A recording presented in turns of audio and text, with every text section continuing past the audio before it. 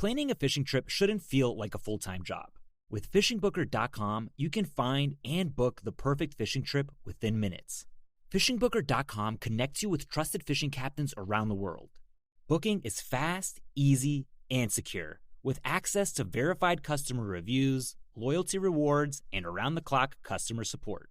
Everything you need to book with confidence is in one place.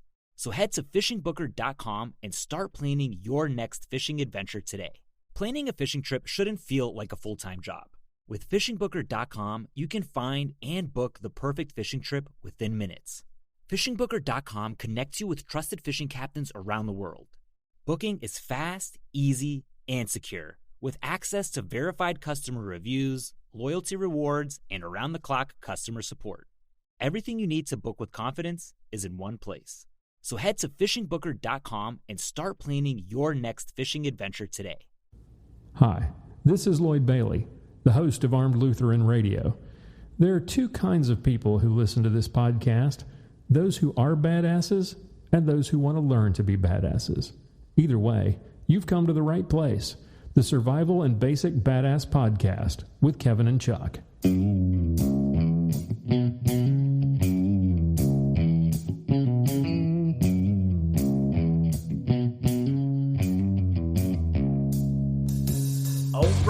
Welcome to the Survival and Basic Badass Podcast with Kevin and Chuck. Today we're going to talk about martial law. Now, martial law is something pretty near and dear to your heart. I guess you like to enjoy your liberties as an American. I guess freedom kind of important to you. Yeah, well, it's happened a couple times in this country. What is martial law, really? Martial law. It's basically where the executive branch takes control of the government, suspending certain rights,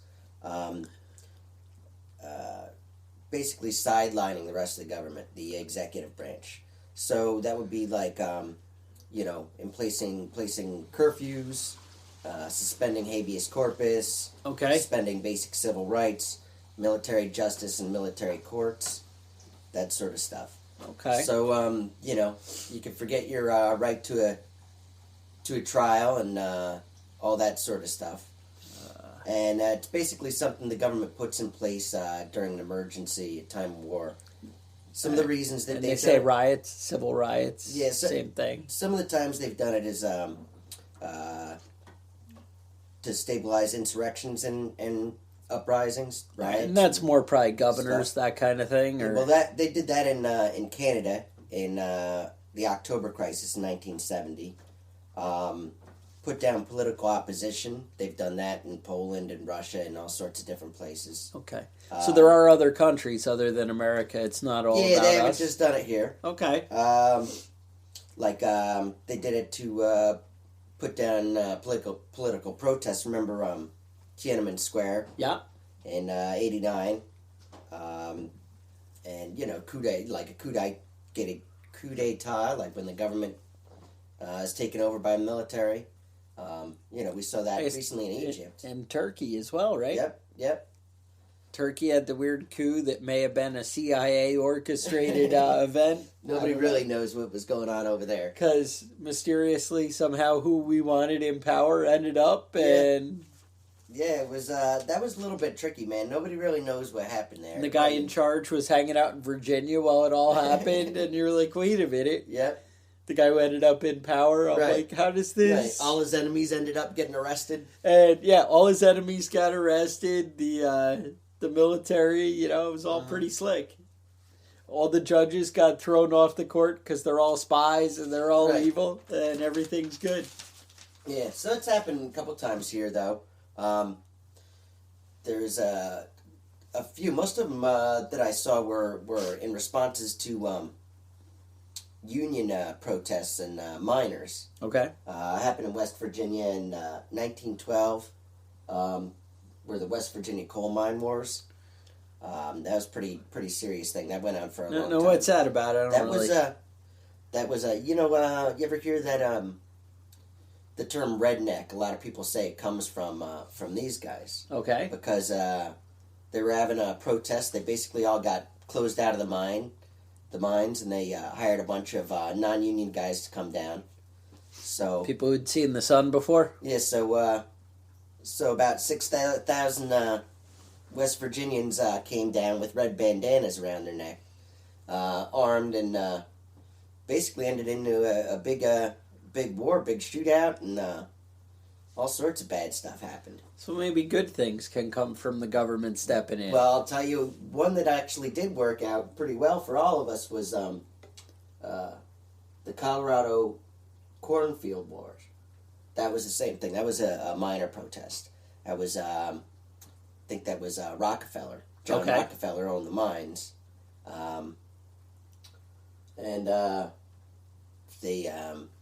He got the National Guard to come in, the Colorado National Guard. All right. And the, what was it? The Colorado Fuel and Iron Company. That was the name of the company that owned the mines. And they basically went into the camp and just started shooting everybody up. It was called the Ludlow Massacre. It's known as that. And killed a bunch of women and kids. And, that didn't end so well because they killed all the women and kids and not all the guys. And so that ended up in a big war that ended up going on for about a year. Wow. And that ended up, actually, they had, let me see, the House Committee on Mines and Mining was formed in 1914 because of this. And they published a report that eventually led to the 40-hour work week and child labor laws. Oh, it's beautiful. So I'm always a pro-union guy. I know you're not a huge union guy. Not a big union guy. I'm a union guy. I like them. They've done a lot for this country, I like the 40-hour work week I like idea. it too, man. I like the overtime and all that stuff, man. Yeah, no. I mean, I don't necessarily need a 40-hour work week, but I do like getting paid more when I work more. I think we can all agree on that. Nice. So, this has played out quite a few times in our history. It's usually doesn't usually end up well for the people that are there. No, and that's, I mean, I know everybody was afraid of, Obama's going to have martial law and suspend elections and, different stuff throughout. You've been hearing. Yep. He's never going to give up power. And, well, shit, we elected him twice. I mean, I don't think he had to give up much of anything. Yeah. But anyway, it's happened quite a few times. And even, you just gave some examples. And even more recent, Katrina. Right. That kind of thing. Right. I mean, well, I mean, Katrina, they came, they took people's guns. Yeah, and I think that's it's interesting because just because it's they don't always call it martial law. Sometimes they call it a state of emergency. Okay. It's not technically the same thing, but they can do the exact same stuff. Right. They were seizing guns and putting and that was, I guess, one of the big things. Trials. They were like, "Well, do you have a receipt for your gun?" Right. That was actually one of the things. It was cool. It was right when I was getting into buying a lot of guns and whatever. And I'm like, I got to keep the receipts. I got to save the receipts for everything. And that's like the only thing I own that, I have all the receipts for and, everything. I'm like, this is here, this is here. You're leaving a paper trail for the government. Now they can find your guns. But, man, because you got to have something. Because, they're going to take them and you're not getting... Because they were all like, well, we don't have any record of that. What are you talking about? And when you tell the cop, when they're trying, they're going door to door, and you're like, well, you have to give me a receipt for you taking my gun from me. Mm-hmm. Yeah, no, they don't have time for that. Yeah, no, I certainly wouldn't want to be the cop, though, doing that either, That doesn't seem like a fun job. That sounds like every door you're going to get shot. Yeah. No, that doesn't sound fun at all. Now, tell me about, Boston. Now, Boston had martial law not that long ago. That's right. It happens. It happens more frequently than you think. You don't always hear about it when it happens. Now, Boston, they weren't necessarily going and taking people's guns people imagined. They were basically trying to just keep everybody in their house until they tracked that last. Which guy down. in the definition you read, that kind of fits right in. Right. And being ready for martial law, that might be one of the things to keep in mind is that. The best case scenario might be just locking yourself in your house and keeping your food and your stuff together. Just having the supplies and the things where you don't need to go out and you can hunker down for usually a day or two, maybe a week. Not long. It's not, but can you do that? Mm-hmm. Not everybody can. We keep discussing it. Well, sometimes how much of it is a crisis for everybody on Thanksgiving when the grocery store is closed? You know? Danger. Yeah. Danger. How many people do you see out that can't make it that one day? Oh, I like to go to Stewart's and buy a newspaper. You know, I don't know. You got to do the Black Friday shopping. But, and I think, this year I think I had to get, I bought a gallon of milk. I didn't really need it. Yeah. I bought a gallon of milk. And the wife's like, where the hell are you going to put that? That ain't going to fit in the fridge. Yep. Because shit, you know, what you got to do? I said, put it outside. It's cold. Mm-hmm. So, anyway, well, a little off task there. Sorry, I get distracted. So Boston, though, they had the right to go in and search everybody. Kind of fits. I mean, you know, we all wanted those guys caught. Right. Everybody can kind of agree on that. Yeah, and there are definitely situations where martial law is necessary. It's kind of scary, probably seeing all those, military vehicles roll through town. Right. The stories, there were a few that I did hear that were a little concerning. Mm-hmm. I know people were talking about if they looked out their window, the soldiers going by would point their guns at them and they had to go hide away. Yeah. I don't know if you really have to go hide away when you look out the window and they point a gun at you, but... Well, you have to remember that everybody in the military, all the cops, they're all people, man. And some people are assholes. Some people are assholes and some people don't want to get shot. Yeah. And so, I'd rather point my gun at you. Right. And have you disappear so that way hey, I don't like you looking out the window at me because I don't want you to shoot my ass. Don't look at me! Especially with the cops today, man, being under such threat of, it's unbelievable all the stories we've been hearing this week of, cops getting shot everywhere. And, yeah, I certainly wouldn't want to be a cop. Oh, man, they have a tough job. It is a hard job, man. And, so, hey, if I'm out trying to control an area and I have people staring out the window at me, I don't know who you are. Mm-hmm. I can kind of see their point of view. Mm-hmm. I'm not saying it's right. I'm not saying, I want a 50 cal pointed in my window when I'm trying to see what's going on. At you realize it's a pretty unpleasant experience. That doesn't sound good to me. I do remember hearing a story in Boston that one of the guys was like, yeah, I got up to go to the bathroom and they shot through my chair and like broke my computer monitor because they were just like randomly shooting into houses thinking they were going to do something. And because I guess they had the bad guy narrowed down to his building. Right. But they were just like spraying shit. Yeah. Now, I guess they could get away with it. And even if this guy got shot, they could kind of legally work their way out of that one. Yeah. But come on. I mean, it's during martial law. It doesn't mean be a complete ass. But that doesn't mean that there's going to be a whole lot of repercussions. During martial law, there's not a whole lot of repercussions. No. Even after the fact. Right. I mean, that's why they declare martial law. So that, they can do whatever the fuck. They can do whatever they want. Yeah. Now, part of that can boil down to, especially for state of emergencies, seizing food stockpiles.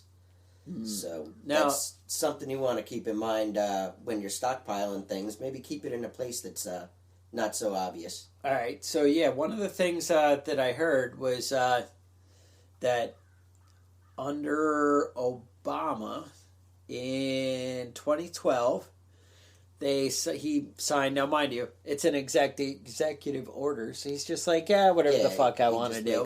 Makes it a rule. So it's not like anybody really got behind it. But I just can't imagine a President Trump or anybody else saying, I have all this extra power. He already got the shame for it. I'm going to just get rid of that. Mm-hmm. I don't know if that's going to happen. Yeah. So what it was an executive order called the National Defense Resource Preparedness Executive Order, which grants all the big agencies, Homeland Security, Department of Agriculture, Department of Labor, Department of Defense, complete control of the U.S. resources, including the ability to seize, confiscate, or delegate resources, materials, services, and facilities as deemed necessary or appropriate to promote the national defense. Yeah.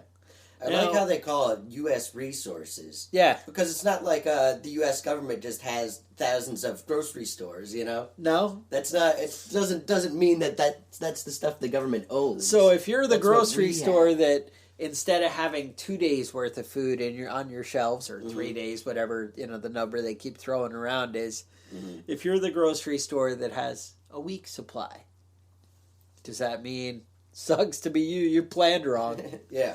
That's kind of scary. If people know I'm the prepper, and now this is on the local level, but like if the mayor's like, oh, everybody in the community, we all know that Bob is the big stockpiler, and he's probably got a year's plus supply of food in his basement, and that would really help out. I got a lot of hungry people here. Yep. That's kind of scary. So one, that makes you guys think loose lips sink ships. Yeah. You want to keep your OPSEC up, your general preparedness. Maybe, now that's the thing. Like, I mean, obviously we have the prepping podcast, and, I always get in trouble with my wife. Is like, you tell everybody everything, and you have it on your sleeve kind of thing. And it's true, because I look at it as the point of view of, I want everybody else to prepare, so that way they don't want to steal my shit. Right. But honestly, she's probably right. You really want to keep your mouth shut and just take care of your business and whatever. Yeah, we're a couple of morons for even doing this podcast. Yeah, no, there's nothing right. But, whatever. I just feel like I got to do the right thing.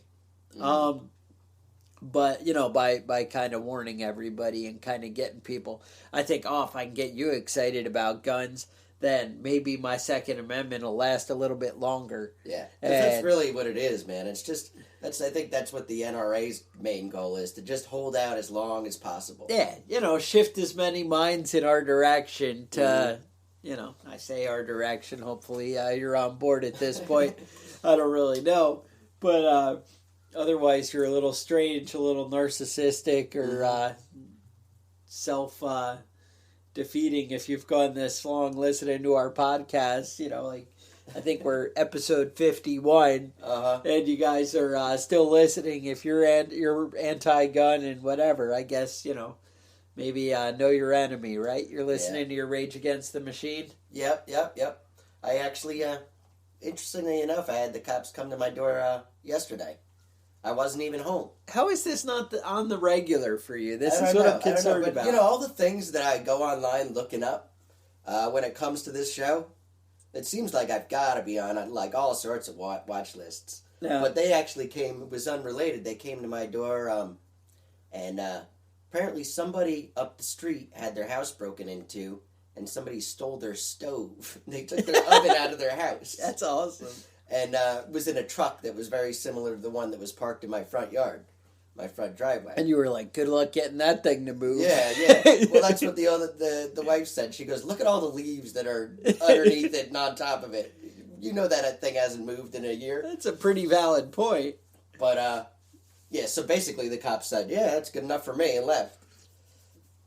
I guess. I mean, I don't know. It's whatever. I mean, they're out there trying to do their job. And that's it. We're all doing battle, And if you're a cop and somebody got broken down the street, and you stole somebody's oven, you stole their oven, and drove the block down the street and moved it into your house, you'd have to be an idiot of a cop to not figure that out, to not at least go look into that. Yeah. Don't rob your neighbor, man. Rob in the next town over. Shame. I like that they do the truck. I felt bad. I was talking to a lady, and her family owns one of the big furniture businesses in town, and you always hear these commercials about my grandfather built this table and whatever, and we still have Thanksgiving there and all this stuff, and they talk about how they had, just generations and whatever, the same family owning this business, and you're like, oh, they sound like nice people, they're whatever, you hear about it on the radio. So the lady calls me, and I guess both the grandparents had just died recently. Okay. And so they were doing the funeral and all this for the one, for the second one to pass on, the grandmother. And they said, during the week while they were doing all the arrangements and the funeral, somebody broke into the house. Now, mind you, this is a really nice neighborhood. This is like a main part of town. It's on a main road where cars are driving by. You know, you get 20 cars past your house in a minute, right? All right. So they went in, stole all the copper. Oh, they that's took the worst. They had this big antique Lincoln, no plates, no nothing in the driveway. Hooked it up, stole that. Drove off with it?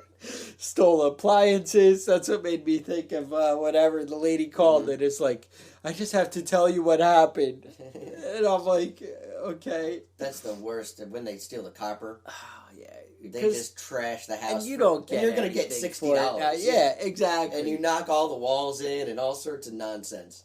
Oh, it's brutal. And she's like, and they stole the car out of the driveway? I don't understand.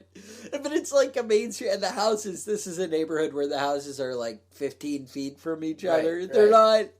It's like, how does that happen? And, you know, that's the thing. So, you know, we understand. Cops are out there doing their job. They don't need to be harassed. Like Kevin said, you got to be, you know, there's good people, there's bad people in every walk of life. And, you know, just, you know, maybe have these guys back. Be a little patient with them. If they're willing to work with you and be pleasant, maybe throw them a bone and be a little pleasant too. That's all. If they're assholes, fucking be an asshole. That's what I say. But, you know, work with people because we're all just trying to get along and make do. And, you know, you got to realize a lot of those guys out there are, you know, preppers and people who think a lot like you. There's a lot of cops that are on board with, you know, taking care of themselves, taking care of their family, and taking care of their fellow man. Right. So, you know, just be a little patient. Anyway, sorry to get off on another rant. But, you know, that's what you guys are looking for, right? The quality entertainment of Chuck and Kevin? No? All right, so martial law. So what kind of things would... You know, we just talked about the government could come in and take whatever resources. Right. So it might not just be food, although food is definitely high priority on these things for a long-term, you know, situation. You know, they're not going to come in and want to take your food because they're having a week shutdown from a storm. Right. Or even 2 weeks. Right. I mean, you got to move into months, I think, before the government, or you got to be talking national disaster, where, you know, EMP and the whole country's out. Then maybe, you know, your local militia or, you know, National Guard are knocking on the door going, oh, we want everybody's resources. Yeah, and most of the time I see that it is actually the National Guard when you see these sorts of events. It's I usually would the imagine. governor, not the president, that puts something like this in an order. I know, that's why I want to be a governor. I'd rather be a governor over a president. These guys have the power, you know? Yeah, they run the state troopers, everything, man. You got your own police army there, plus the National Guard. Come on. Yeah. So what else is what it's I'm happened saying? quite a few times. All right.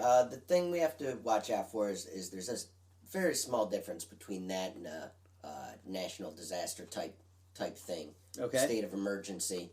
So state of emergency is basically a nice way to say it, but it's basically the same thing. Doesn't sound as scary. Yeah, it doesn't sound as scary. They're here to help.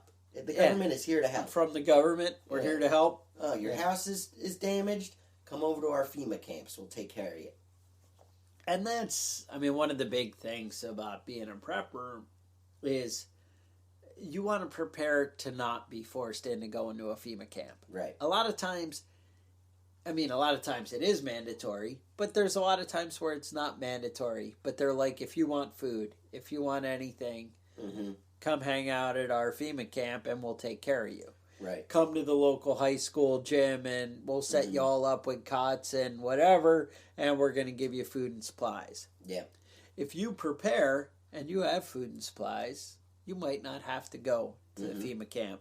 And then you can make a little more decisions and have freedom a little bit longer. Right. And that's kind of why we're prepping, you know?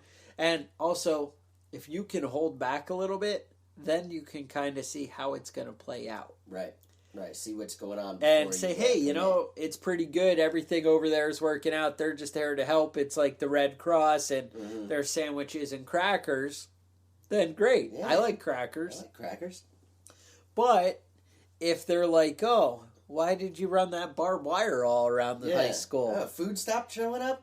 And now, that food's a little moldy. Wait, the soldiers are getting the good food first, and then there's nothing left? No. See, that's the idea. We want you guys to plan. We want you to think. Get a little bit ahead of, the curve. The other thing is guns. I know that's actually what a lot of people think of first when, the government's going to come take my guns. But you know what? I can't even think of an instance where that's happened under martial law. So, well, I guess New Orleans. New Orleans. Yeah. Right. That's where I was going. But, that's not a typical thing. But I guess, that could happen. New Orleans. And I don't know how that could have helped the situation in any way. Right. Law-abiding citizens, you should give up your guns because there's people running around and shooting people everywhere. Yeah, that doesn't sound right to me. It's non sequitur, but I don't know. I don't know. So one of the things you want to think about though is if you're in a rural area, yes, and this is going on, your best bet is probably to bolt your doors and close your blinds and hunker down. But in an urban area, depending on your situation, food supplies can end quick, and then it happens a lot faster that people start looking for somebody else to get food from. Right. So in an urban area, your best bet might be to get out as soon as possible. Load up your car and, get out of the area. I was looking back at my notes here. Sorry. I know we're jumping around a little bit, just a little. But 1773, after the Boston Tea Party. Yep. Martial law. Mm-hmm. And so, but anyway. Part of the Intolerable Acts. That was that whole thing there. Chicago Fire. Chicago Fire did one. They ended up, ending that after a day or two when they realized nobody was rioting. But you know what they did seize during the Chicago Fire? They went around and seized all the dynamite they could, and then blew up buildings to stop the fire. Blew up a line of buildings. That's to pretty cool. Put an end to the fire. fire. And I mean, that's the thing. I mean, we go back to a minute ago. You want to be helpful. Right. I don't want my whole community to burn down to the ground. Mm-hmm. If I can give you something that'll stop it, I wish, and I know we don't, I wish we lived in the world where it would be, people wanted to help each other and we're all cool. Yeah. And instead, we're so ingrained in this, I got to take care of myself. Mm-hmm. But it sucks on the flip side. You don't want to be the guy who gives up all your resources for a day and then you buy the masses one more day. Right. And then you starve to death along with and your family starves to death when you were prepared. Mm-hmm. That's one of the things I've been seeing on Facebook. They have some kind of card game with decks. It's called Conflicted or something, and I keep seeing the Facebook ads. Mm-hmm. And it looked interesting, whatever. But I guess the premise is the moral, it's called Conflicted. So, like the moral decisions that need to be made kind of for a prepper. And you know what, honestly, it's better if you're clear in your mind where your lines are. I know we did a survival at sea episode, and we talked about, when are you ready to eat your buddy? Right. And different things like that, which, I'm still a little scarred about where you want to go with that, but, whatever. But thinking about these things beforehand, but where is the moral line? I mean, like you said, giving out dynamite to the government to save your community, that's awesome. Mm-hmm. I don't think they actually gave up the dynamite. They just had their dynamite taken. But... Right. Well, that's my point. Mm-hmm. And that's, where is the line of, this is what's right, this is what's...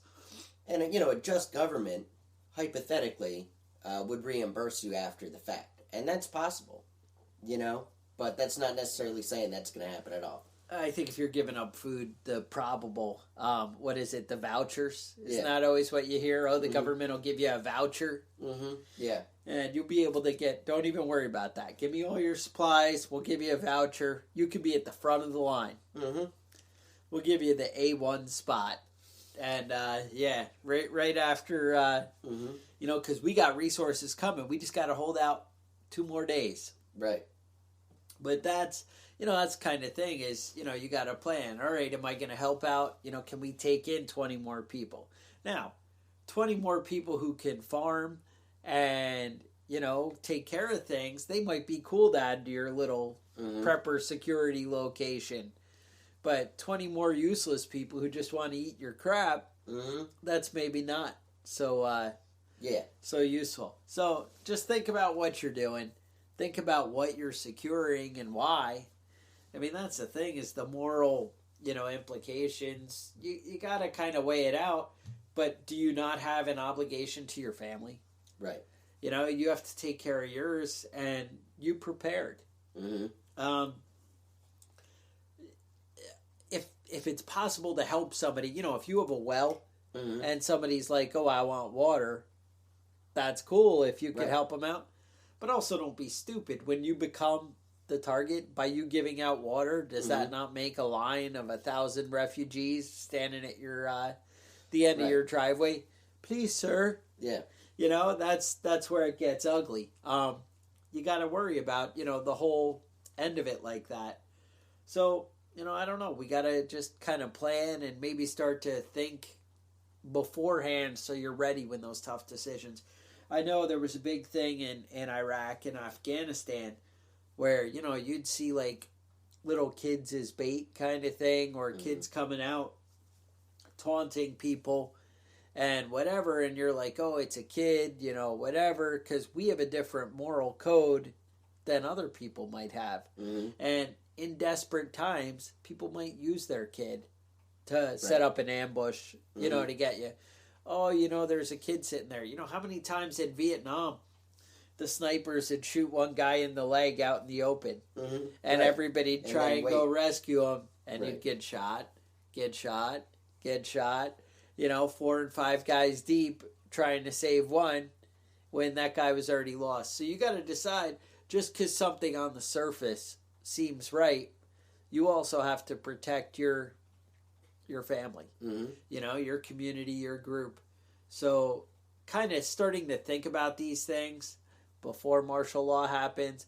One of the things that I've been, feeling conflicted about lately, or I don't know, pressed into worrying about, is your stuff put away? Is it in order? So if you're at work today and something horrible happens, some kind of a major event, terrorist attack, something, and the government came and locked everything down and they were going door to door looking for guns, like FEMA. Are your guns right there in the gun safe where they can walk in and go, oh, here they all are? Yep. And they walk out with your guns. It's not going to be hard for the government to find most people's stuff. Do you really have it, planned and put away? Are your food supplies all in one place? Oh, show me your pantry. Show me, some places, you're in your basement. There's a closet or whatever. Is it all in one place right in the open where if they walk through your house and open each door, they're going to see it? So maybe find a way to disguise your stuff a little bit. But my point is, do this stuff beforehand, before martial law happens, before whatever, so that you can decide what's right. You can give up your stuff on your terms if you want to do it. And if you want to keep your stuff, then you have that option too. But decide where your moral compass is, where you want to be, and think about your family. Think about who you care about. Think about your obligation as a man to protect your family. Right. These are the things, that are kind of important, and it's better to decide now and make sure you're ready so when these times come up, it's one of the government commercials, what is it? You never know when the day before is the day before. And, right, isn't that true? Right. You don't know that tomorrow, and it's funny that the government keeps saying all these things, and nobody's like, well, you're ridiculous if you think tomorrow something bad might happen. Yeah. Well, I mean, it's important to have your moral beliefs, but it's also important to be able to make the decisions. Yes. Instead of having somebody making the decisions for you. Yes. That's really, I think, what I'm getting at is that, martial law, if it does happen in your area, may be completely justified. And it may solve a problem. Right. Maybe you don't want people running around with Molotov cocktails, throwing them at your local businesses. Right. But, you need to make your moral decisions based on the events as they happen. Right. And if you give up your readiness, then you're not going to be able to make that decision. You're going to have other people making the decisions for you. So, I think that's about all we got for the show. Yeah, no, I was going to have a little one. Yeah, no, that's what I got on martial law. Okay. I did want to mention we got our first Patreon subscriber. Nice. So, you guys might want to follow suit. You're like, hey, it's not so crazy. Maybe I should support Chuck and Kevin. Yeah. Maybe I should click that link that says Patreon and throw them $1 a month. Then I'd be awesome. Now, it is possible that this person was drunk, accidentally hit the donate. Maybe they meant to go somewhere else. I don't know. It does appear it might have been 12:41 in the morning when he did it. I don't know if that had anything to do with it. But the bottom line, you know what? We appreciate it because that's cool. So something the rest of you guys, you might be like, oh, instead of buying audiobooks for $18 for 5 hours, I can listen to 5 hours of Kevin and Chuck. Mm-hmm. I'm just saying. And I think, if we get a little bit of money coming in, we can, focus on getting some better equipment and bring you some better quality shows. Better quality shows, a little more time for research. Yeah. So whatever, that's cool. We're not trying to hit you guys up. I just throwing that out there, and you know what? We do appreciate it, and that's awesome. So thanks for supporting us there. I like that. Also, got some more emails. Got a guy excited, wants to learn about solar, setting up off-the-grid situation. Okay. And I say we're all about off-the-grid situations. We're all about preparing and setting things up to take care of yourself, make yourself a little more self-reliant. Hopefully next week we'll be able to talk about solar and setting up, your own kind of off-the-grid solar situation. Yeah, I think, solar's really been in the news a lot lately, and it seems like it's getting pretty reliable and pretty cost effective. We're going to try and dig deep into that, but my point is, the reason I bring it up now is, throwing us some ideas, different things you guys want to hear about. We're always excited to hear, what's going on and what you'd like to learn about, because we're going to try and give it back and do the right thing. So look forward to that. Otherwise, any more ideas, email us at preppingbadass@gmail.com. Otherwise, stay safe, and we will talk to you guys next week.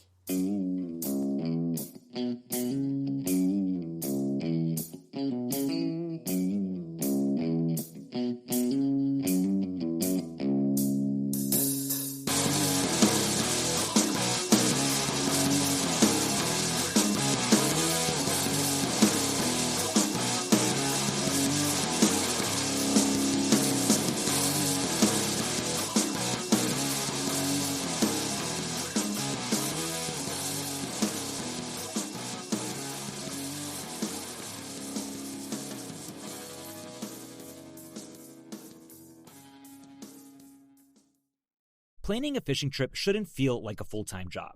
With FishingBooker.com, you can find and book the perfect fishing trip within minutes. FishingBooker.com connects you with trusted fishing captains around the world. Booking is fast, easy, and secure, with access to verified customer reviews, loyalty rewards, and around-the-clock customer support. Everything you need to book with confidence is in one place. So head to FishingBooker.com and start planning your next fishing adventure today. Planning a fishing trip shouldn't feel like a full-time job. With FishingBooker.com, you can find and book the perfect fishing trip within minutes. FishingBooker.com connects you with trusted fishing captains around the world. Booking is fast, easy, and secure, with access to verified customer reviews, loyalty rewards, and around-the-clock customer support. Everything you need to book with confidence is in one place. So head to FishingBooker.com and start planning your next fishing adventure today.